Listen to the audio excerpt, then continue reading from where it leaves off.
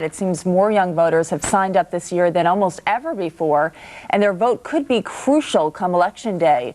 But the question is, why are these new voters heading to the polls, and how do they really feel about their much-discussed role in this election? Well, a new book by two of those very young voters gives us some insight.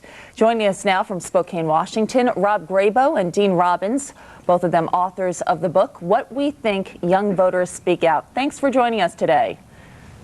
Thank you for having us. All right, Rob, I want to begin with you. Your book is rather unconventional. There are essays, there are pictures, reflections, quotes from college students. What was the goal here?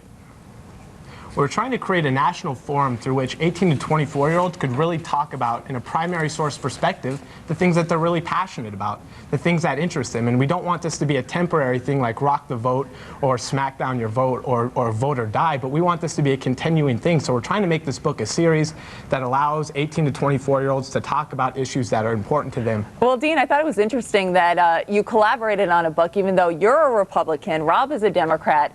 Can I assume that there was a lot of arguing over what went in the book and what was cut? That's a really good question. There actually wasn't.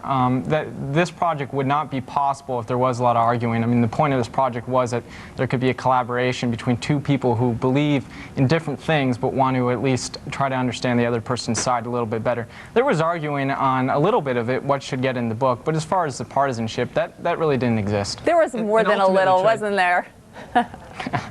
Well, you know, Lisa, it was good. There were some good arguments, but for the most part, we worked together really well on this. All right, Rob, your book covers over 100 universities, many of those in critical states. What were the issues that got people talking? What do they care about?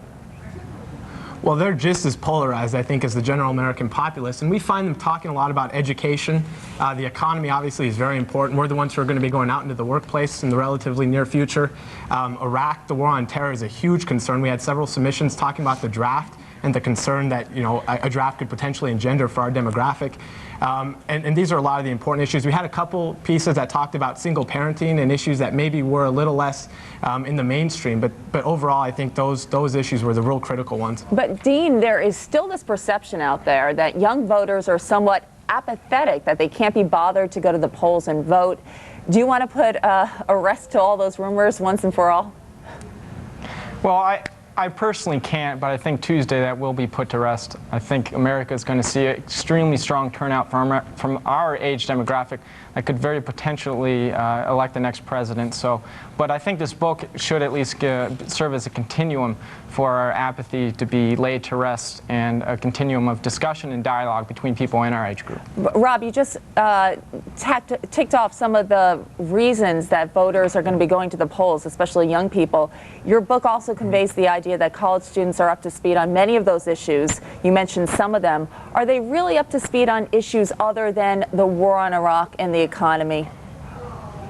I think so. I think they're up to speed on issues like healthcare. We had a piece comparing and contrasting the American healthcare system with ones in Germany and abroad.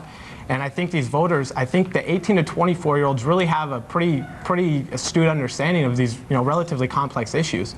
And I think they explore it differently than maybe, you know, the demographic that's outside of the 18 to 24-year-old range. And what's fascinating about this book is you really catch these young voters in their ideological chrysalis. I mean, they're forming their future identity right now, and you catch them before they've solidified what their future beliefs are going to be.